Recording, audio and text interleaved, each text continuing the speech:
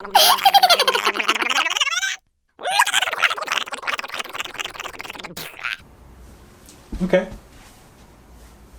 Let's do this.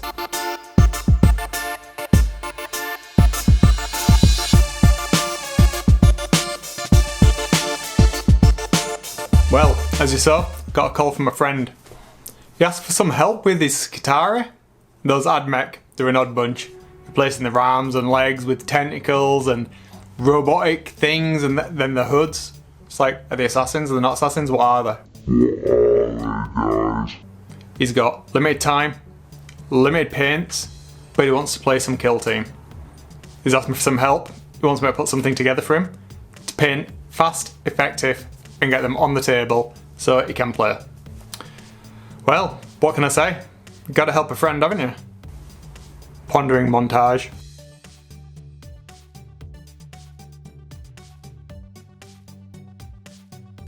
Now I've given it some thought. So, actually, joking aside, it's actually a little bit easy to work with a limited number of colours. I mean, with a little bit of colour theory and a decent selection, you can pretty much do anything you want. I've noticed this from chatting on forums and such and on Discord, that a lot of people get really caught up with the whole having every single colour, and it's not really something you need. Having a limited number of colours can really be beneficial. And you know what? A lot of the time, when you're painting just a small coherent batch of minis, less is definitely more.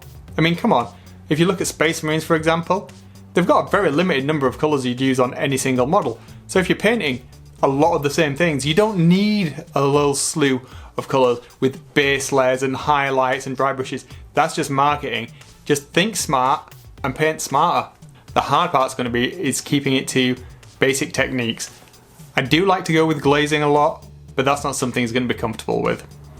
The look that he's after is something akin to the heavy metal style artwork. I'm not up to that. And as a new painter, these are the first minis he's done. He's not going to achieve that result. So I think finding a happy medium is where it's going to be at. I'm sure we can do that. So, shall we have a go? Alright, let's get to it. But before we do me a solid, hit that subscribe button. Push it, hit it, slam it, nuke it, whatever you want to do. Just hit it. It really helps out and keep me motivated to make these. Right, let's do this then. I'll put all the colours on the screen, and the model was base coloured gunmetal to start with.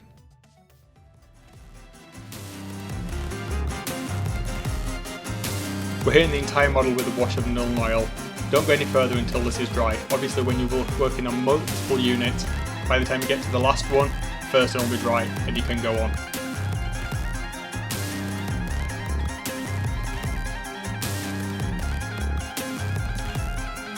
Next up, add a little bit of water to the heavy khaki, and we're going to hit the inside and the outside of the jacket.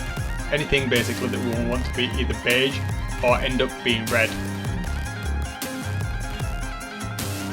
When you're doing this, make sure not to hit the same area with the brush while it's still wet, otherwise you'll tear the paint and rip it off, and that will mess up the nice, even coats that we want.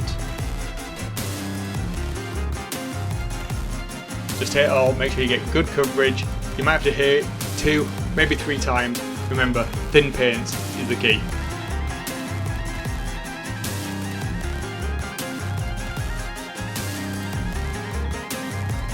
Okay, so let's get the golds based. Retributor armour. Again, thin your paint a little bit with some water. You don't want it claggy. Metallics do have a tendency to clag the brush a little bit. Use some separate water as well to clean your brush. Don't contaminate your decent water. Ideally have 2 pots, one for metallic paints, one for non-metallic paints. And if you can, use a different brush, but that's not essential.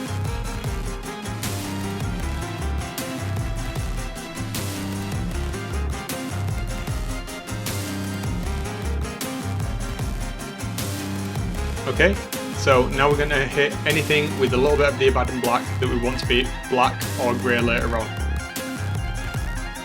Again, don't forget to thin your paints, and don't worry about if you touch any of the parts of the model that you don't want to be that colour. We can easily go back with base coats. That's where we keep everything on the palette while we're working, so we can go backwards and forwards. Be a little bit careful on the trousers if you want, it saves you time later on.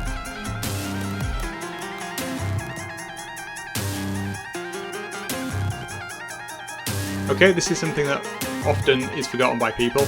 If you want something to be brighter, hit with a base coat of white or another light shade earlier on. It really brings out the colours later and makes them pop, especially if you want something to be glowing or draw attention to it, like the eyes or the plasma coils on this gun. Again, thin your paint, make sure it's that milky consistency. Don't worry if you have to go over it multiple times, just make sure it's dry between coats. This is not a problem when you're working on multiple models at a time.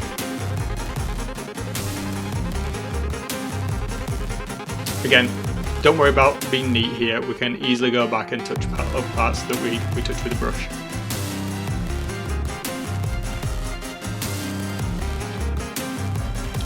It's really important to make sure the eyes are quite neat, so make sure the paint is really thin. I can't stress this enough.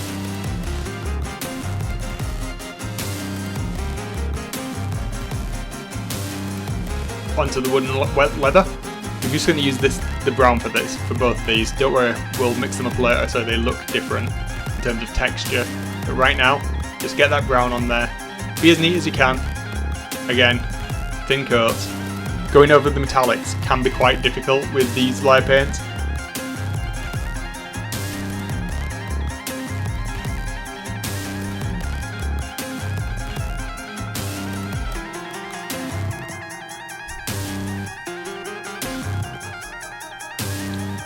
Right, again, this is another one of those times where it's really important to have thin paint.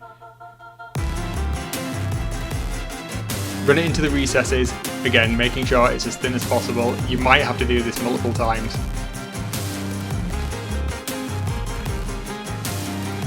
You should be used to me saying this by now, but thin layers. We're going to get the gory red and we're going to base coat the entire jacket on the outside. You're going to have to do 2, maybe 3 coats of this to get to a good level of opacity. Remember, don't go back over an area while it's still wet. You will rip the paint and tear it and ruin that smooth finish that we're trying so hard to maintain.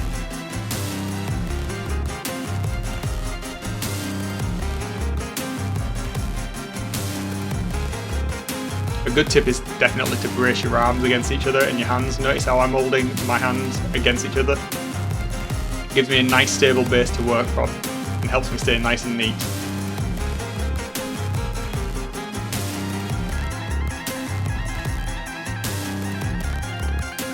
Now's a really good time to neaten everything up. If you have touched parts of the model with some of the other colours, clean it up now before we progress to the shading part. It's much easier to do that at this stage. First lot of highlights, mix a little bit of white in with the black, and then along the highest points for the trousers where the folds are, just run the brush down it, even move it from side to side, give it a bit of texture. It's entirely up to you how you want your finish to be.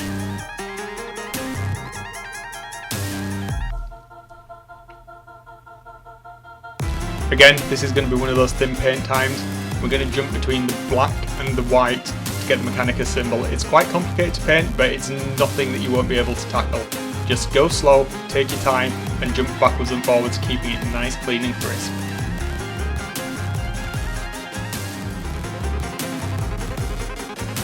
Okay, we're going to wash the entire model now with Agrax Earthshade. Work on small areas of the model at a time. You don't have to do it all in once, otherwise you'll end up with it pooling in places you don't want. If it does pool, wick it away with a dry brush. Keep an eye on the bottom of the jacket where the folds are. You don't want it to coffee stain too much.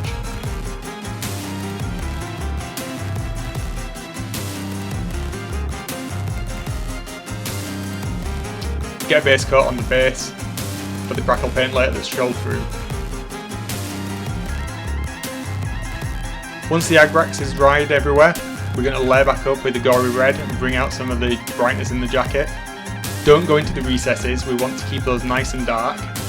So look where the light naturally hits the mini, especially on the folds, and start painting in triangles, going from a small tip at the top where it's pulled in, for instance, at his waist, and then getting wider towards the bottom. How far you want to go on that is wholly dependent on your own taste. Just do what feels natural. I tend to go with a fairly wide highlight at the bottom, but not all the way into the recesses, obviously. Again, you're going to have to do this multiple times.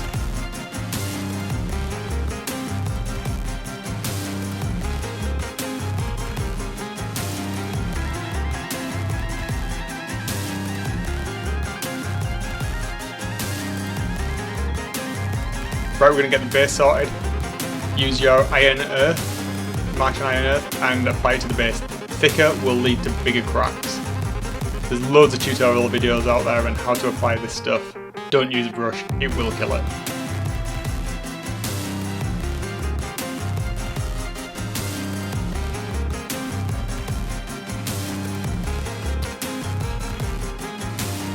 Okay, hit a bit of white into the heavy khaki, and we're just going to brush that along the edges of the robe to create the highlight. Concentrate towards the bottom parts of it, where the light had hit, and around the hood, the bottom of the sleeves. Basically anywhere where the red and the khaki mix.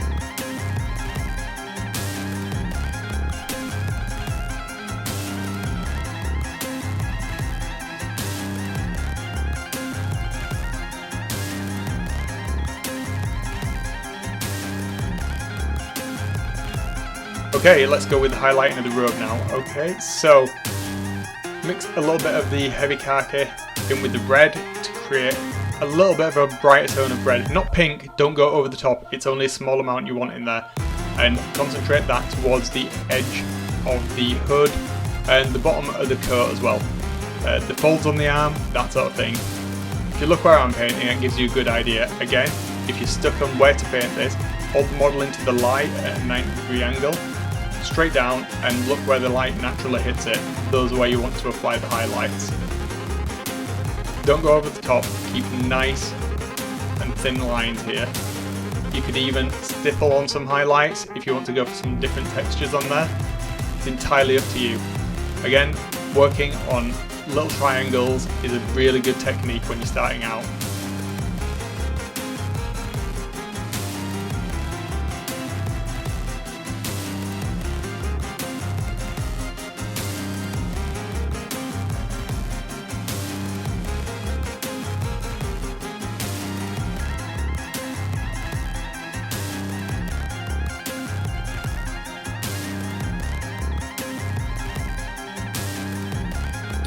So that khaki has turned out to be a really useful colour. Mix it with a little bit of brown to make a lighter brown. We're going to use that on the wood gun stock just to highlight the edges. Be careful here, it can be quite tricky, so again, brace your hands together, take your time and just run the tip of your brush along, or bounce the tip of it if you're feeling daring. If you want, you can mix a little bit more of the heavy khaki in, just to bring the highlights out towards the sharpest edges of the wood stock. So look where there's 90-degree angles, that type of thing. That's where you should be concentrating your second layer of highlights on, or even your third layer if you want to go that far. It's entirely up to you, but we're trying to keep it fast and efficient, so 1 or 2 is more than enough.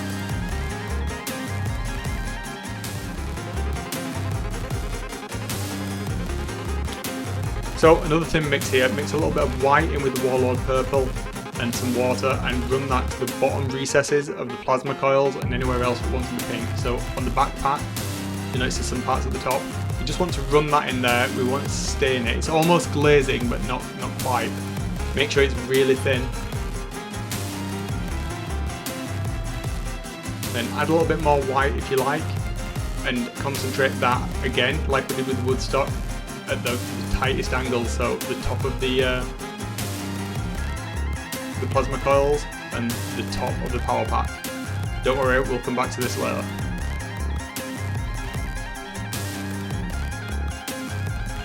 Right, we're going to highlight the metallics now. So mix a little bit of that silver in with the gold to create a nice mid-tone.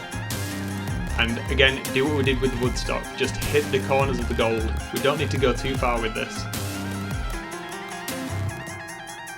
Just the brightest points. Again, using that technique, if you're not entirely sure where you want to hit, hold a light directly above it, or the minute 90 degrees to a light, and you'll see where naturally hits it. At the end of the day, you're not really going to go wrong. It's still going to look pretty good, so don't worry too much about making it super realistic. Concentrating on the face as well, the top of the eyes, that sort of area. So that's where we want to draw attention to. So take your time, brace your hands, you'll be fine. Again, don't forget, use some separate water when we're working with metallics.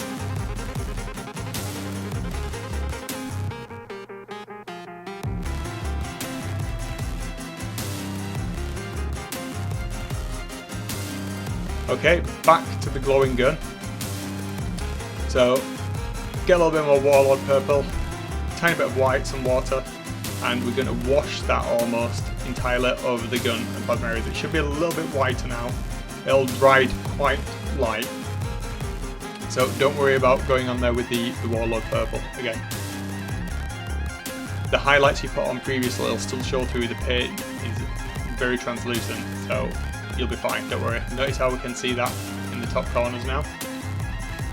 Adding a little bit more white to the mix, just dot each of the individual power coils if you can. If you can't do that, don't worry, no biggie.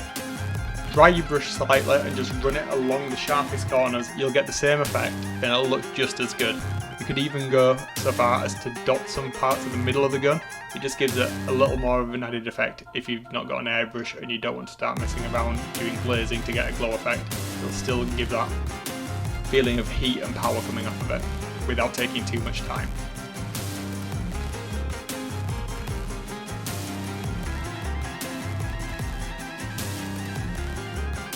We're almost there now with it, guys. Come on, stay with it.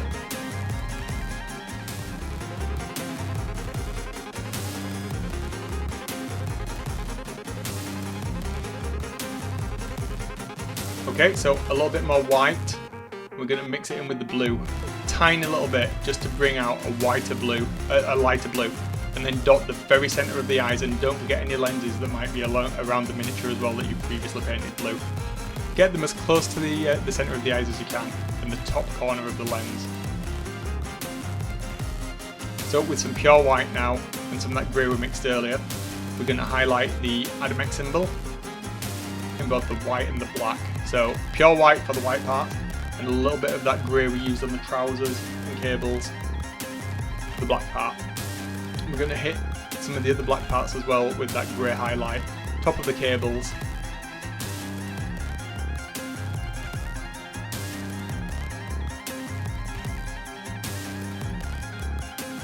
Okay, a little more highlighting now, so add a little bit more white to that khaki mix, and just the very corners now of the front of the jacket and the hood. That'll really bring attention to the face. Don't go over the top, don't redo everything, just look where I'm hitting. The top corners, just the very highest points where the light had hit.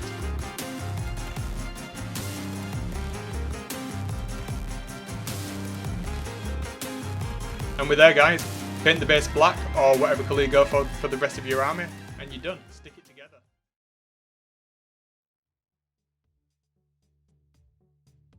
Well, what do you think? In an hour? I don't think that's too bad. Not quite heavy metal, but certainly soft rock. Well, about an hour later, we're in there, we've got a finished mini, and that's definitely something that is going to be tabletop standard and is going to let him bring the wrath of the Omnissiah to the unbelievers. So let's have a look at what we did. We got an hour's worth of painting in, and did we hit all the things that we wanted to do? Well, we used the limited colours. Okay, cool. We did it in about an hour. Yeah, definitely. Something that's achievable with basic techniques. Absolutely nothing there that a beginner should struggle with. And finally, something that looked pretty good. I think that's all of the bases covered. I mean, I guess we could say that the hour, you might struggle if you're super new to it, but look at it like this, guys. You're only going to get faster by doing something. And sure, you have a limited amount of time, but still, working like it's a production line and being efficient with your colours and the techniques and what we're doing, that's where you're going to make the savings. Especially for a beginner painter, you could spend a lot of time doing things, and that's fine, just so long as you have the realisation that the more time you put into it, the better you're going to get. I don't mean putting more time into the specific figure, I mean the more you paint something, the faster you'll get at any given technique. That's just a given.